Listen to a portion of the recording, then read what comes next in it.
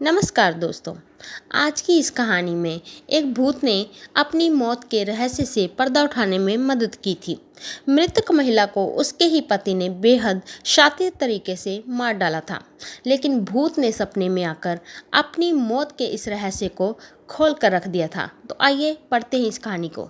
America में एक भूत ने अपनी मर्डर मिस्ट्री सुलझाने में पुलिस की मदद की थी।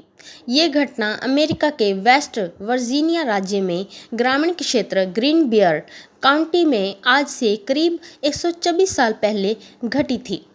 इस काउंटी में इरामसम्स एडवर्ड शू नाम का एक लोहार रहता था। उसकी 3 महीने पहले ही एल्वा नाम की एक महिला के साथ शादी हुई थी।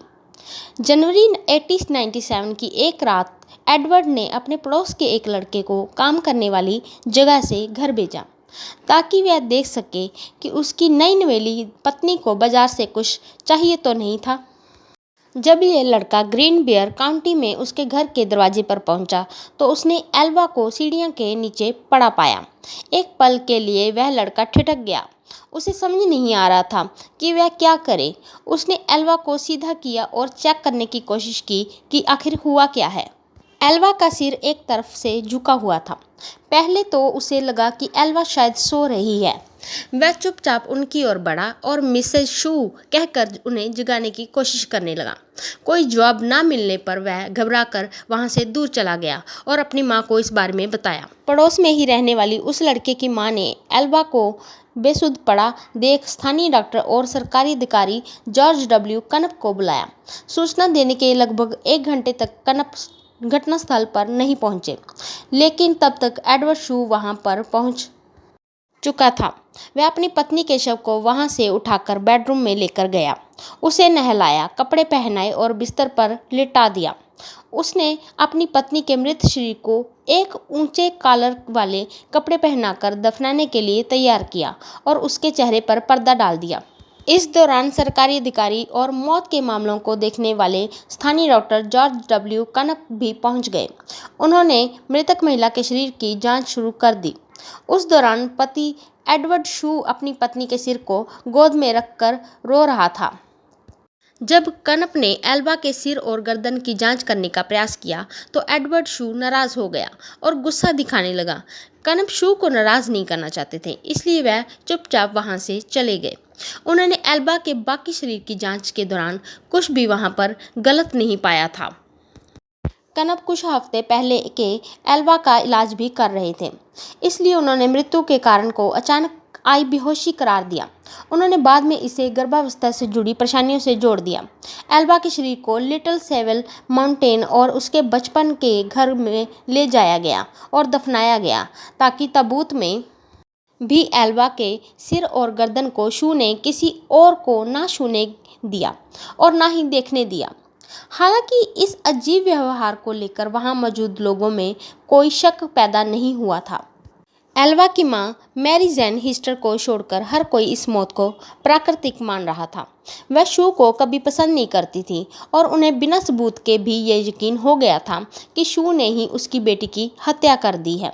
पर बड़ी बात यह थी कि सिर्फ एल्वा ही बता सकती थी कि उसके साथ वहां पर क्या हुआ था। ऐसे में मैरी जैन हिस्टर ने एल्वा की आत्मा से बात करने की कोशिश की।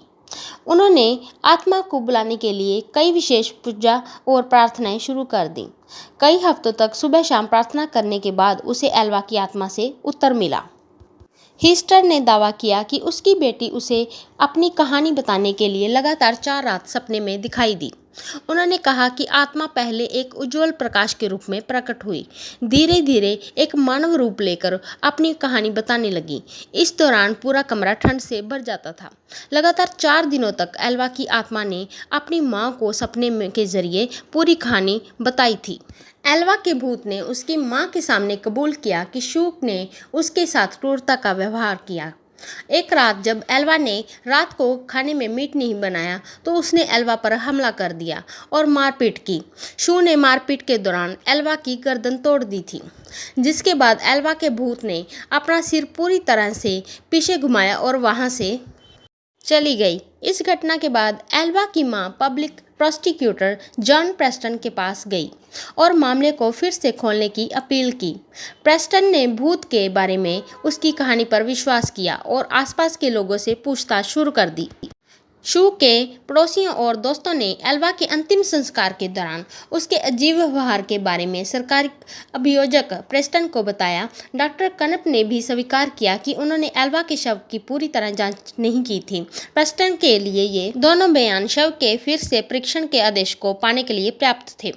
उन्होंने कोर्ट के आदेश से शू की आपत्तियों के बावजूद शव को कब्र से बाहर निकलवाया और जांच के लिए मार्चरी लेकर गए। एक स्थानीय समाचार पत्र द पोकाहोंट्स टाइम्स ने बाद में रिपोर्ट किया कि गले पर उंगलियों के निशान पाए गए थे, जिससे पता चलता है कि एल्वा की मौत दम घुटने से हुई थी। उसके गर्दन पर गला घोंटने के निशान पाए गए थे, जिससे गर्दन की नस और कोशिकाओं को काफ़ी नुकसान पहुंचा था। गर्दन की हड्डी भी टूटी हुई मिली थी, जिसके बाद इस मौत की विस्तृत जांच की गई और शू को उसके मौत का गुनहगार माना गया। तो दोस्तों, कैसी लगी ये हॉरर स्टोरी? ऐसी ही हॉरर स्टोरी सुनने के लिए आप हमारे चैनल को लाइक, शेयर, सब्सक्राइब करना ना भूलें। प्लीज़ दोस्तों, हमें आपके सपोर्ट की बहुत ही ज़्यादा ज़रूरत है। धन्यवाद।